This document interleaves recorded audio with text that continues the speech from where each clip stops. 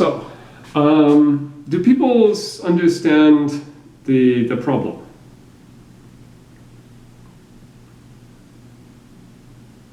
So I have a bunch of sorted arrays, and I want, and now I think, okay, my demonstration didn't work. I'm going to sort them. I'm going to merge them myself. Okay, so I have a bunch of little sorted subarrays, and I want to merge them into one array myself. But I want to do this as quickly as possible. Okay, so let's suppose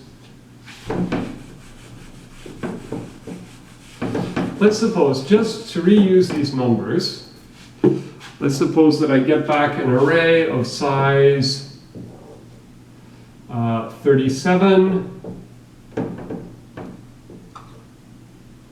and an array of size, okay, so this is not to scale. Okay, maybe let's make this a bit bigger. And an array of size 15, and an array of size 14, an array of size 13, subarray of size 13, and two arrays of size 10, and 10, and 8. Okay, so these are the sorted subarrays I get back. And I want to merge them. Now remember, in the last class, I gave you this merging code which would take two subarrays and merge them, and the time it took was proportional to their combined length. Remember? Okay. So now this is where I want to use that code, and I want to merge these into one array, and I want to do it as quickly as possible. So I'm going to do pairwise merges. I have to start this. I'm going to do pairwise merges, and I want to use the least time possible. So each pairwise merge takes, if I merge this one and this one, it's going to take time 25. If I merge this one and this one, it's going to take time 45. Do you understand?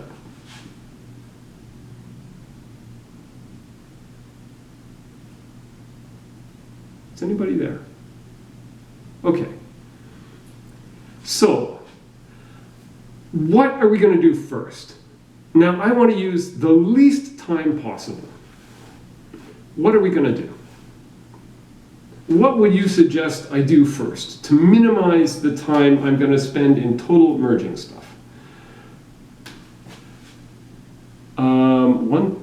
But I don't have a subarray of size 1 and 1. I'm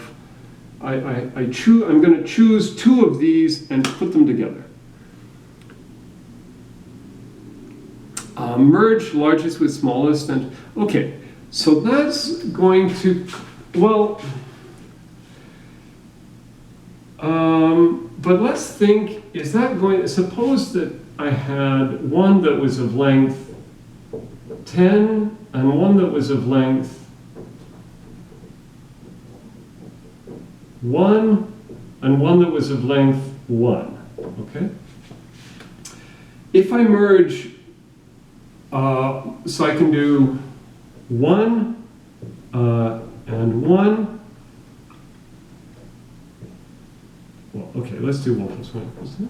Okay, so I do 1 plus 1 equals 2, and then I do 2 plus 10 equals 12. That's one strategy.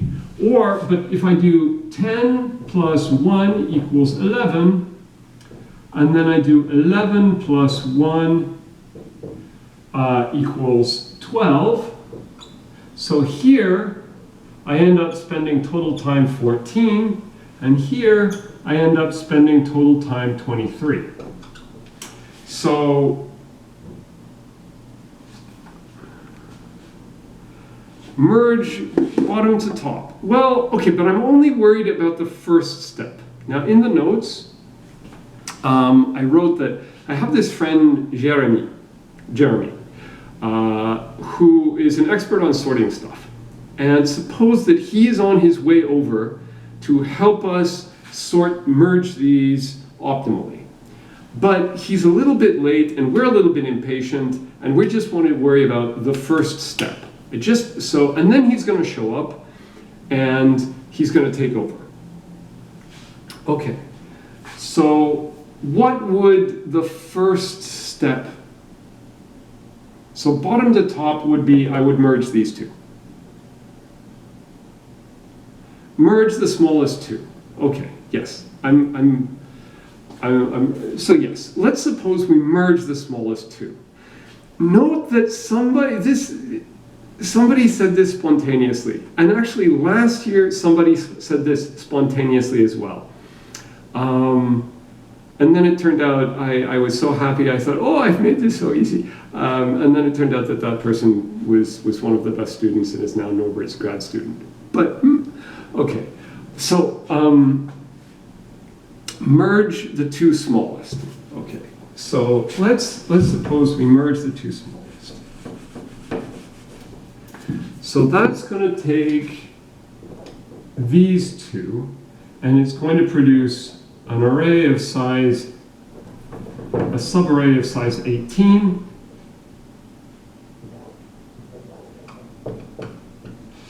And then, oh, this is going to get tight. Okay, then if we were to, oh, that's cheating. Oh, okay, probably, you may have actually seen Huffman codes before, but you may not have seen the proof of correctness. Oh, drat. Okay, so then what are the two smallest now? It's these, 23, and then what are the two smallest? These, or maybe this isn't a great example.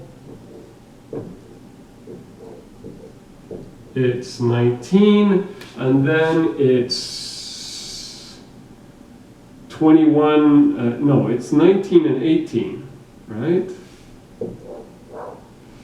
So 19 and 18, it's 29, 37. And then it's going to be, so it has to be, it's 37 and 21, which we can do here. And that's going to be 58. And then it's going to be 37 and 58. And this is, wait, that doesn't add up to, I made a mistake here. 18 and 23. Oh, drat, I had a 23 that I didn't see. Okay. So it was 19 and 18, yes, was 37. And then it would have been 21 and 23.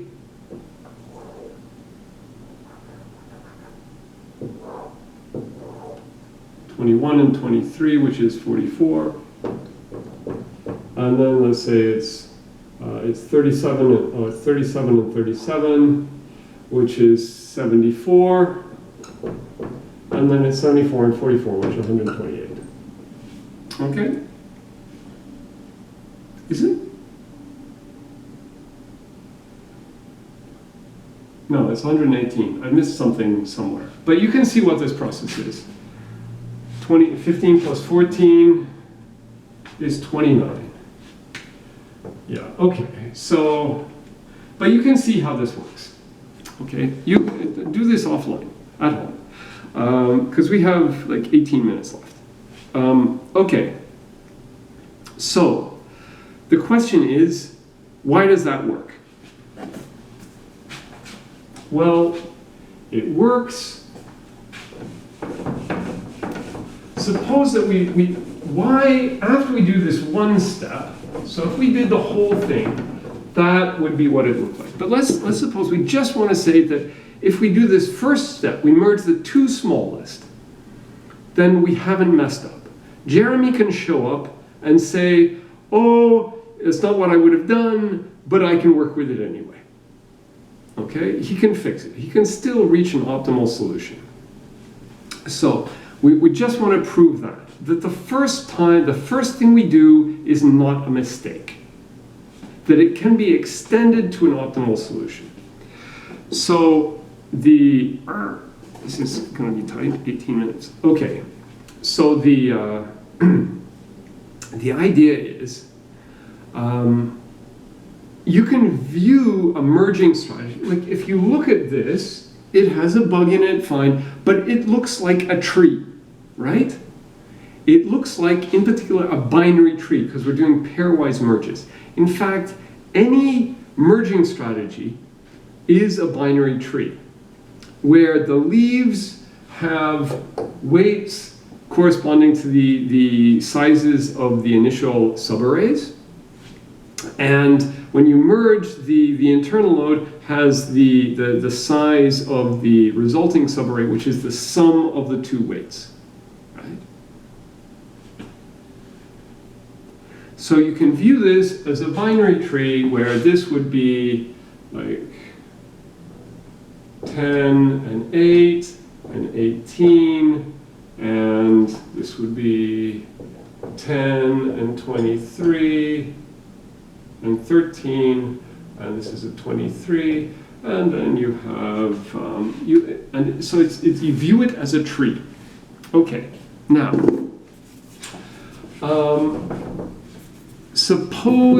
consider an optimal a solution where the so something else about this tree. What is the total time you use for a merging strategy? Well, notice that if you have this tree, and down here you have some leaf, so here is this leaf labeled 10. Well, so here's this leaf labeled 8. Okay, on all of the steps up to the root, all of these 10 elements, all of these 10 numbers are involved in those merges. So this 10, each element here costs you constant time in each of these merges. Right? So this takes time 18. This takes time, so each node takes time for the merge proportional to the sum of the leaves in its subtree. Okay?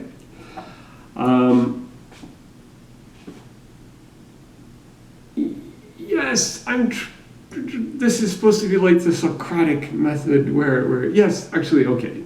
But I don't know if you know that from data structures or if you're figuring it out. So, so you think, okay, the total cost of the strategy is the sum of these 10. How much time do they contribute? They contribute, each element here contributes time proportional to the number of merges, which is the depth of this node. So the total cost of the strategy is the sum over the leaves of V is a leaf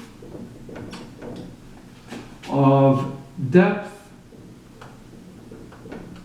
times size, well, times weight.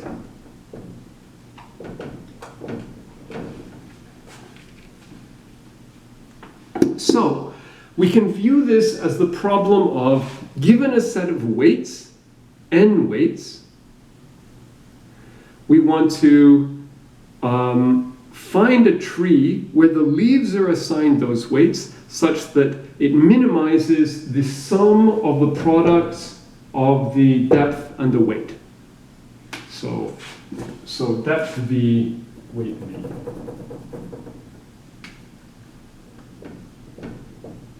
Times weight V. Okay? So far we have this idea. We want to merge the two smallest first, and any strategy can be viewed as a tree like this. Now,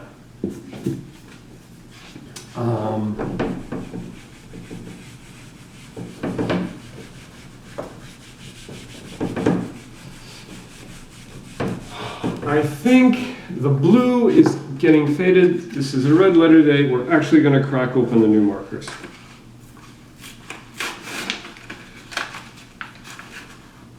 And we want the black.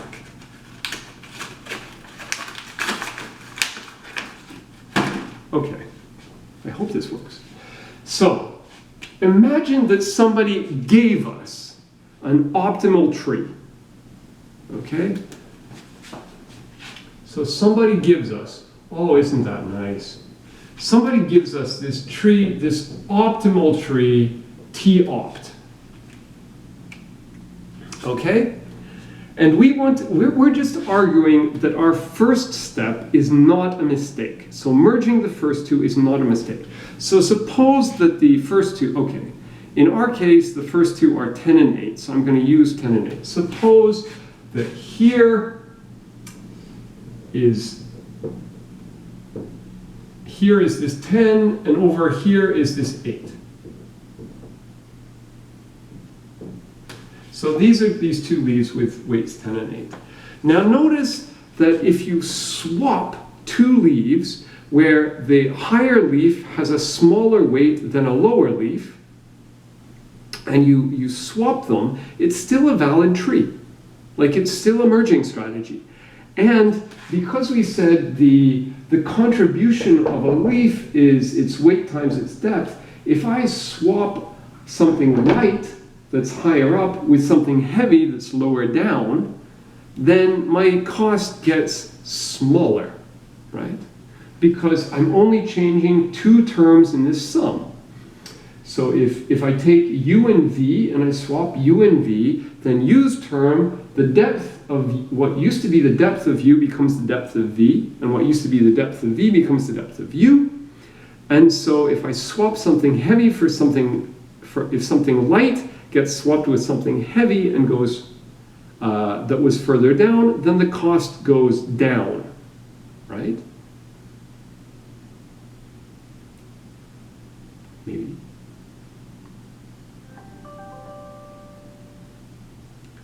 I put that on airplane mode. Okay, suppose that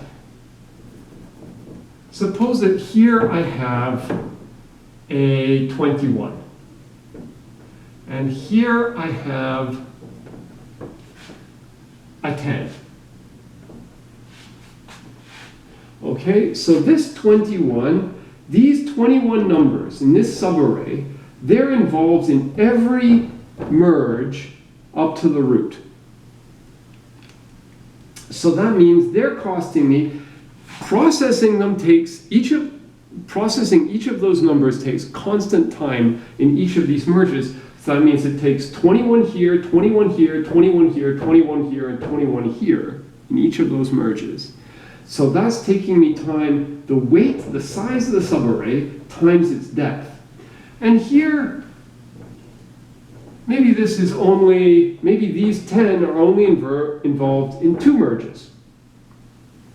So what would happen if I took this? So the 21 is contributing 1, 2, 3, 4, 5 times 21. So if I'm working out this sum, it's equal to something, something, something, plus 5 times 21, plus something, something, something. And then over here, I've got this plus 2 times 10, plus, and then whatever the rest of it is. If I take this and I move this subarray and I swap these, so this is 21 and this is 10, then the whole cost of the tree is now going to be the same, except this is going to be 2 times 21 plus, this stays the same, plus 5 times 10. So I've just swapped these two and the cost gets smaller.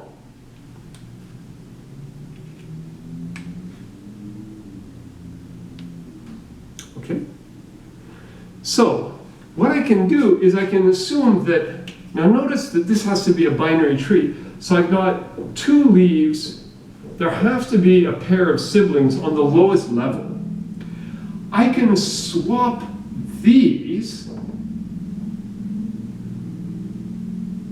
with, let's suppose that this is 21, 21, and 14. I can swap these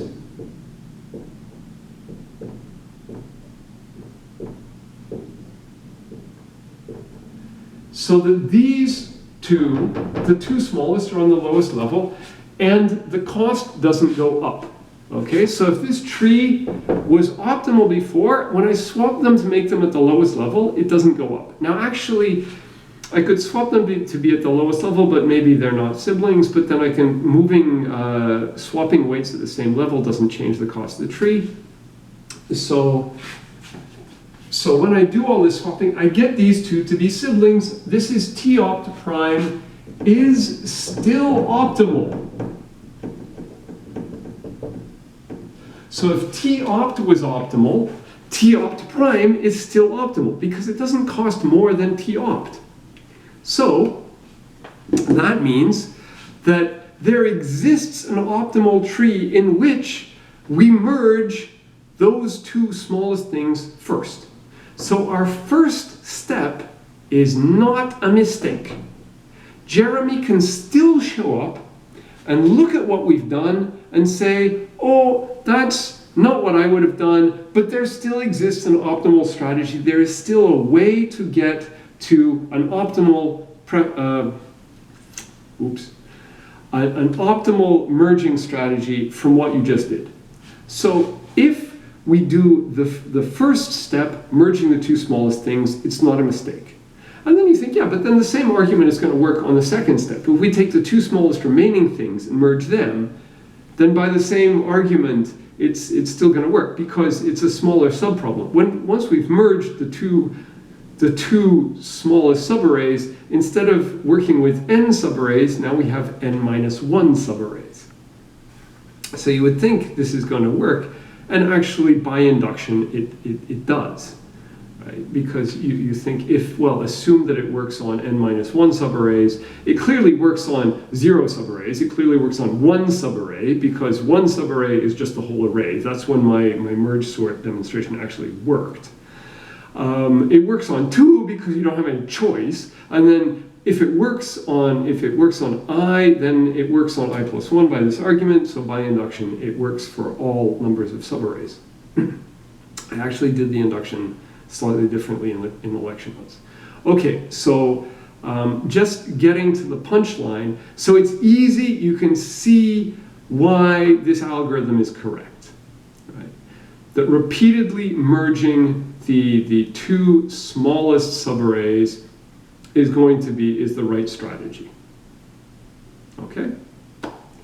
And it solves this, so more generally, given a set of n weights, we can build, I'm definitely not going to get to Van Leuven's algorithm today.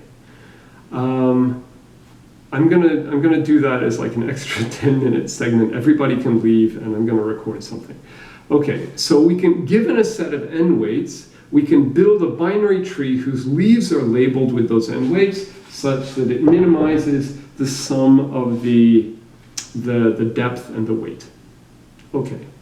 So we're done the warm-up and we have 4 minutes left in the class for me to teach you Huffman coding. Now, unfortunately, it looks like a bunch of people already know Huffman coding. But now, so Huffman coding, the trick is you can view a prefix-free code. Oh, I erased that. I erased the code. But if, for example, you have a prefix-free code, remember that one was 0, 0, and 0, 1, 0, and 0, 1, 0, 0, 1, 1, 0, and something like that. You can view this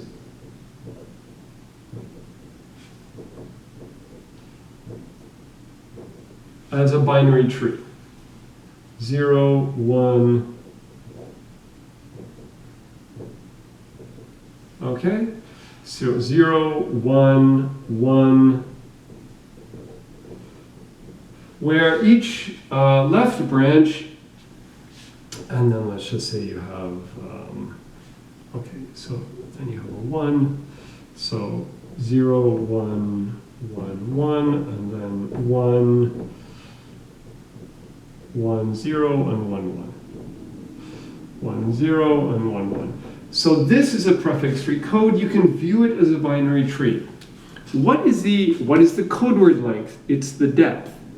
So if you want to minimize the expected code word length, the weights, you assign the weights, the probabilities as weights to the leaves, and then it's the same problem. It's just build a tree that given a set of positive weights minimizes, which are to be assigned to the leaves, minimizes the sum over the product of the leaves' weights and depths. Okay? Why do I do it this way? It's because I've never had anyone who hasn't seen Huffman coding before ever suggest taking the two symbols assigned the smallest probabilities and making them the children in the code tree of a new node. Nobody has ever just spontaneously thought that up in one of my classes, and I've taught Huffman coding quite a bit. But if I teach it like this, here you have little subarrays and you want to merge the subarrays, then this is actually two classes where, okay, it's not entirely spontaneously because people did actually see Huffman coding before. But you can see, like, yeah, it's not that weird that if you had all those subarrays, and I say, okay, well, if it takes you time proportional to lengths to merge two subarrays, what's the sort of obvious greedy first step? It's to merge the two smallest. That's not so weird. But yeah, like Shannon, if you're just talking about it in terms of prefix-free codes, Shannon didn't see it, and it took Huffman lots of tries before he saw it. So I like teaching it in terms of these merging subarrays. And I pretend it's a warm-up, but it's actually rediscovering Huffman's algorithm. And I am out of time, so we are not going to see Van Leuven's algorithm, which is a shame, but it's in the course notes. And it's really cool. So everybody can go. Yeah, everybody can. I'm going to record it, but like this afternoon. I'm not going to do it now. So the nice thing about Van Leuven's algorithm is Huffman's algorithm, you could implement this with a priority queue, right? Like you just take the two, you like extract the two smallest things, you merge them together, you take their sum, and you put that back into the priority queue. So you know priority queues that do everything in logarithmic time. So you could implement Huffman's algorithm in, somebody actually said it a while ago, n log n time. So that's not bad, but then you think, okay, but what if, is that the fastest you can do? And it turns out that if somebody gives you all the probabilities in sorted order, then you can do it in linear time. And the reason I want to use Van Leuven's algorithm is because, I'm 1 minute over time, I know I'm going to end like right now, is because it shows you that you can use data structures to speed up your algorithms. Because Van Leuven's algorithm uses two queues in a really sneaky way. Not really sneaky, it's not too bad. If you use two queues in this cute way, then you can do it in linear time if the probabilities are already sorted. So one of the things that I want you to get out of this course, which is actually, I believe, a learning objective, is that clever use of data structures makes algorithms faster. Okay, so we didn't see Van Leuven's algorithm, we didn't see the proof of the lower bound, but they're in the lecture notes, so if you want to see them, you can read them. And I'll record something about Van Leuven's either this afternoon or someday. Or it's actually, I can post a video from last year. You did Van Leuven's? This was in 2110, but you didn't do AVL trees. Like, where are the priorities being set? You did AVL trees, but some people have posted, no, some. Okay, so assignment 4, I'm gonna wait because assignment 4 is going to be, I was gonna post it was just gonna be Huffman coding Van Leuven, but now I'm gonna wait and it's gonna be minimum spanning trees and some greedy vertex cover and some stuff like that.